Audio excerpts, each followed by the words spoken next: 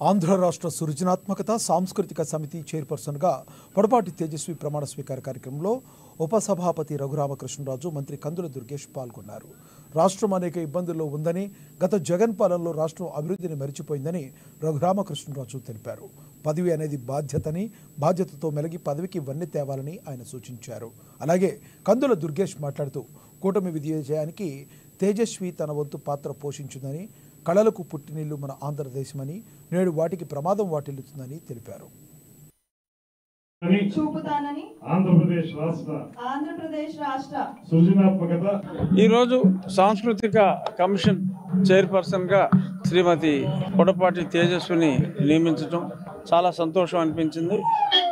IT రంగంలో ఉన్నప్పటికీ వారికి ఉన్న ఎబిలిటీస్ని చూసి మరి ముఖ్యమంత్రి వర్యులు ఈ శాఖకి తీసుకోవటం తప్పకుండా దుర్గేష్ గారు నిర్వహించే టూరిజం కల్చర్ కింద వస్తుంది కాబట్టి ఆయన నేతృత్వంలో పొడపాటి తేజస్వి అద్భుతంగా రాణిస్తుంది. ఇది యువత మొత్తానికి దక్కిన గౌరవంగా నేను భావిస్తున్నానండి. ఈ రోజు AP state creativity and cultural commission chairperson గా నన్ను నియమించడం అన్నది ఒక చిన్న విషయం కాదండి. ఇది చాలా అరుదైన గౌరవం.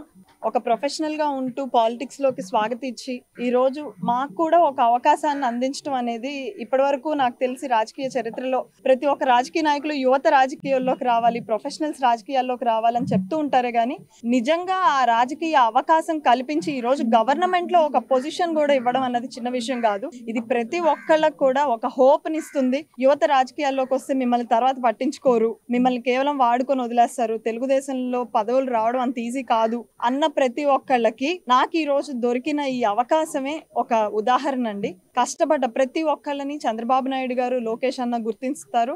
తెలుగుదేశం పార్టీ ఒక సముచిత స్థానం కల్పిస్తుంది అన్నదానికి నేను ఒక నిదర్శనం. కూటమి ప్రభుత్వం అనగానే వాళ్ళు బయటికి బాగానే ఉంటారు, లోపల ఎన్నో ఉంటాయి అని చాలా మంది కామెంట్స్ చేస్తున్నారు. దుర్గేష్ గారితో నాకు పనిచేసే ఒక అవకాశం వచ్చింది. ఆయన మినిస్ట్రీలో కూటమి ప్రభుత్వం కలిస్తే ఎంత అద్భుతంగా పనిచేయగలదు, రాష్ట్రం కోసం బాగుపడాలి అనే ఆశయం ఉన్న వ్యక్తులు కలిస్తే ఎలాగ అభివృద్ధి చేయగలుగుతారు అనడానికి కూటమి ప్రభుత్వం ఒక నిదర్శనం. అటు చంద్రబాబు నాయుడు గారు కానివ్వండి, పవర్ స్టార్ పవన్ కళ్యాణ్ గారు కానివ్వండి, ఈ రోజు రాష్ట్రం కోసం ఎంతో తపన పడుతున్నారు. మోదీ గారి ఆశయాలను మన రాష్ట్రంలో కూడా ముందుకు తీసుకెళ్తున్నారు.